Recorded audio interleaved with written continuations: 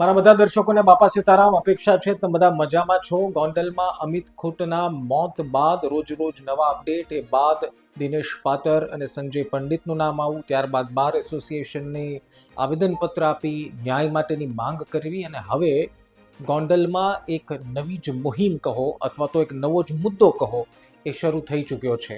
શું છે આ મુદ્દો? વાત કરીશું આજના નિષ્કર્ષમાં. હું છું નિશિત રાજગુરુ. આપ જોઈ રહ્યા છો નિષ્કર્ષ.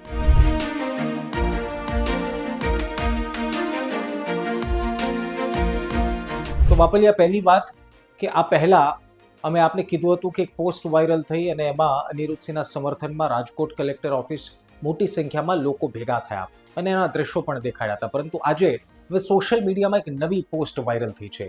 આ પોસ્ટ છે મૌન રેલીની. એમાં એક હેશટેગ આપવામાં આવ્યું છે જસ્ટિસ ફોર અમિત ખૂંટ. અને શું લખ્યું છે એ પણ હું આપને વાંચીને સંભળાવું, અને આપ જોઈ પણ રહ્યા છો સ્ક્રીન પર. રીબડા ગામની આઝાદી માટે લડનાર યુવાન સ્વર્ગસ્થ શ્રી અમિતભાઈ ખૂંટને શ્રદ્ધાંજલિ અર્પણ કરવા માટે મૌન રેલીનો કાર્યક્રમ રાખવામાં આવેલ છે. આ કાર્યક્રમમાં શ્રદ્ધાંજલિ અર્પણ કરવા માટે ગોંડલની 18 વર્ણની જનતાને દિલગીરી સાથે હાજર રહેવા વિનંતી. તારીખ આપી છે 10/5 એટલે કે શનિવારે. સમય સાંજે 6:30 કલાકે. સ્થળ આપ્યું છે સરદાર વલ્લભભાઈની પ્રતિમા, 3 ખૂણિયા, બસ સ્ટેશન રોડ, ગોંડલ. નીચે લખ્યું છે મૌન રેલીનો રૂટ શું છે. તો શરૂઆત થશે 3 ખૂણિયા સરદાર વલ્લભભાઈની પ્રતિમા અને પૂર્ણ થશે જેલ ચોક વીર શહીદ ભગતસિંહની પ્રતિમા સુધી. હવે આ પોસ્ટને તમારે કેવી રીતે સમજવાની છે? એક પોસ્ટ વાયરલ થઈ હતી જેમાં હેશટેગ આપવામાં આવ્યું હતું અને અનિરુદ્ધસિંહના સમર્થનમાં હતી. હવે આ અમિત ખૂંટના સમર્થનમાં અથવા તો કહો એના જસ્ટિસ માટે, એટલે એના ન્યાય માટે આ મૌન રેલી કરવામાં આવી રહી છે. આમાં એક મેન્શન કરવામાં આવ્યું છે, આપ જોજો, કે રીબડા ગામની આઝાદી માટે લડનાર યુવાન. એટલે હવે સ્પષ્ટ તો નથી લખ્યું, પરંતુ સીધી રીતે તો તમે સમજી જ ગયા છો કે આ પોસ્ટર કોના દ્વારા વાયરલ કરવામાં આવ્યું છે, કયા પક્ષના સમર્થક હશે. પરંતુ અહીંયા એ મહત્વનું નથી ધરાવતું કે સમર્થન કોનું છે અથવા તો કેનું છે, પરંતુ મહત્વ એ વાતનું છે કે અમિત ખૂંટને ન્યાય મેળવવા માટેની આ મૌન રેલી છે. હવે ન્યાય મેળવવાનો મતલબ એ થયો કે જે મિસ્ટર એક્સની વાત થઈ રહી છે, એ મિસ્ટર એક્સ કોણ છે એને ઝડપી પાડવા માટેની આ રેલી છે, અથવા તો એને તાત્કાલિક કાર્યવાહી કરવા માટેની આ રેલી છે.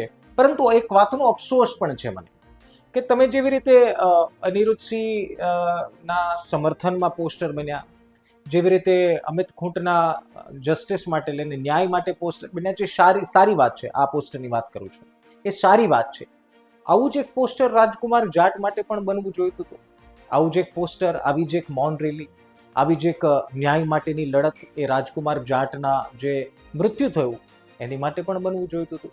પરંતુ એના કોઈ સમર્થક નથી ને, એને કોઈ સપોર્ટ કરનાર નથી.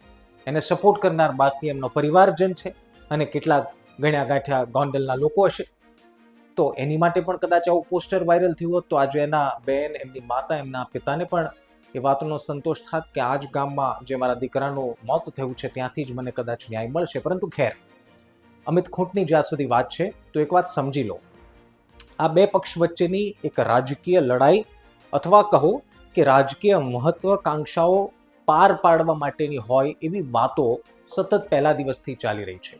અપેક્ષા રાખીએ કે અમિત ખૂંટના નામ પર રાજનીતિ તો ન થાય, પરંતુ જે કંઈ પણ પોલીસ તપાસમાં સામે આવે એ જલ્દી સામે આવે અને સચોટ રીતે તપાસ થઈને સામે આવે. આ પ્રકારની મૌન રેલી અથવા તો આ પ્રકારના પોસ્ટર કોઈના સમર્થનમાં અને કોઈને ન્યાય માટે વાયરલ કરવાથી એ ન્યાય મળી જતો હોત તો કદાચ બહુ વહેલા ગુનાઓના ઉકેલ આવી ગયા હોત ને લોકોને ન્યાય મળી ગયો હોત. પરંતુ આ પણ જરૂરી છે, આની કોઈ મનાઈ નથી. પરંતુ જે હકીકત છે એ સામે આવી જોઈએ અને જલ્દી આવી જોઈએ.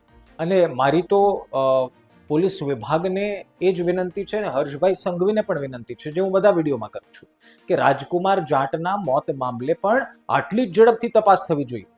અમિત ખૂંટના મૃત્યુ મામલે તપાસ થઈ, ખૂબ સારી બાબત છે, વખાણવા લાયક છે કે તમે જલ્દી તપાસ કરી, પણ એ તટસ્થ છે કે નહીં એની પણ તપાસ કોઈ ઉપર ધ્યાન રાખનારું જોઈએ.